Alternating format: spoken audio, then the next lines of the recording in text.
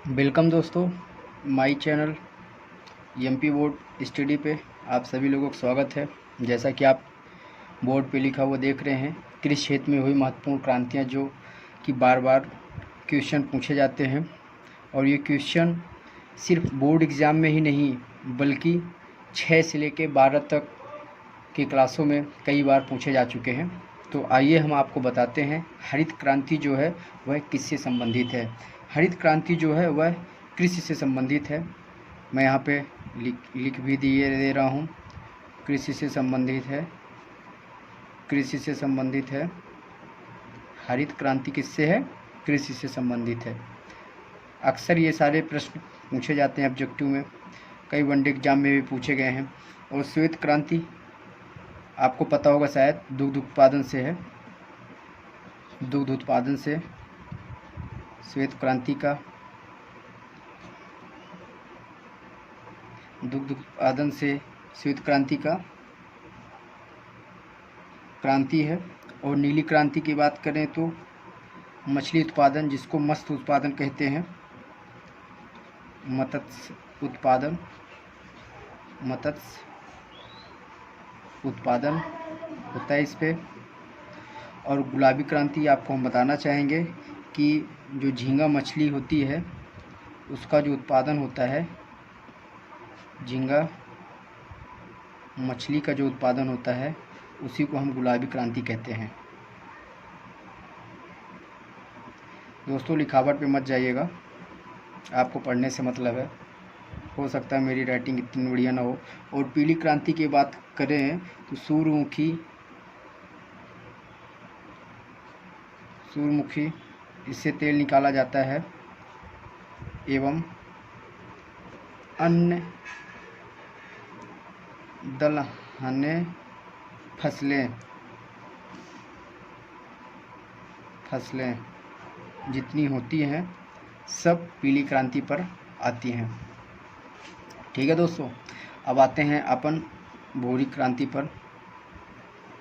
भूरी क्रांति देखते हैं अपन तो गैर परंपरागत ऊर्जा उत्पादन होता है। गैर परंपरागत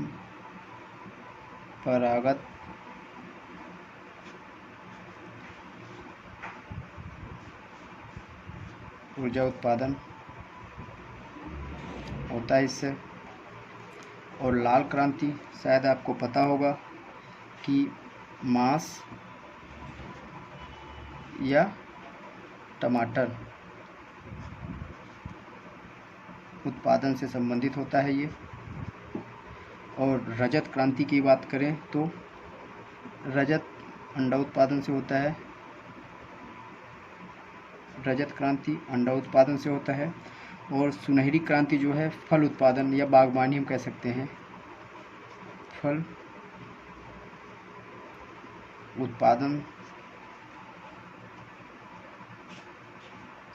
से संबंधित होता है। और इंद्रधनुष क्रांति जो होती है कृषि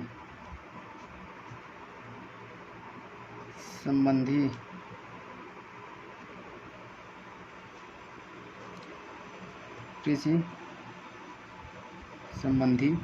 क्रांति होती है।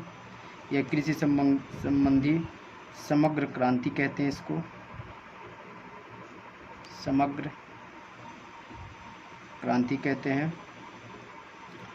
तो बच्चों ये जो क्रांतियां हैं आपके परीक्षा के दृष्टिकोण से बहुत ही इम्पोर्टेंट है।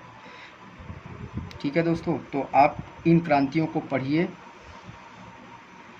एक बार पढ़ लीजिए, जिससे आपको कई बार ये प्रश्नों से पूछते हैं तो आपसे भूलेगा नहीं। जैसे एक बार मैं आपको रिपीट करना चाहता हूँ, हरित क्रांति जो है वह कृषि से संबंधित होती है क्योंकि इस पे हरियाली रहती है। और श्वेत क्रांति तो आप जानते ही हैं, सफ़ेद होता है, दुग्ध उत्पादन से संबंधित होता है। और नीली क्रांति की बात करें तो मछली उत्पादन से होता है। और गुलाबी क्रांति की बात करें तो झींगा मछली उत्पादन से होता है।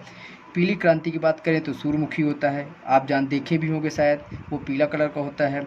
और अन्य दलहनी जितने फसल होती हैं सब उसी के अंतर्गत आती है। किसके अंतर्गत? पीली क्रांति के बीच आती है। भूरी क्रांति की आप बात करेंगे तो गैर परंपरागत ऊर्जा उत्पादन से होता है।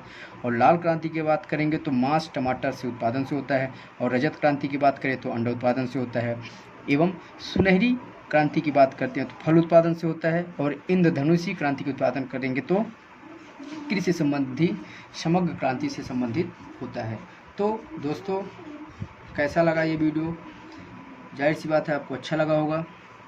हम आपको ऐसे ही नए वीडियो सारे जितने भी इम्पोर्टेंट तरीके से आपके एग्ज़ाम के दृष्टिकोण से महत्वपूर्ण होते हैं वो सारे क्वेश्चन हम आपको इसमें बताएंगे। आप बस पढ़ लीजिए। जितने भी क्वेश्चन हम बताएंगे आपको वनडे एग्ज़ाम से लेकर आपके बोर्ड एग्ज़ाम में भी काम देगा। ये बहुत 10th क्लास, 11th क्लास एवं 12th पे जनरली आपको 6 to 12th के बीच ये सारे क्वेश्चन आपको मिलते हैं।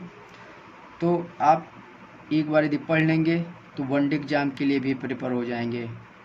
वनडे एग्ज़ाम भी आप इन सारे क्वेश्चन में जितने एंट्रेंस होते हैं वो एंट्रेंस में आप ये मान लीजिए कि इनमें से एक क्वेश्चन बनना तय होता है। ये 100% मेरा दावा है कि इसमें जो है एक क्वेश्चन इन सब में से आपके एंट्रेंस एग्ज़ाम में आ जाता है।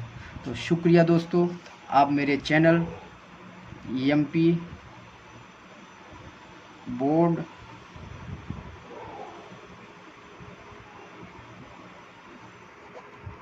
स्टडी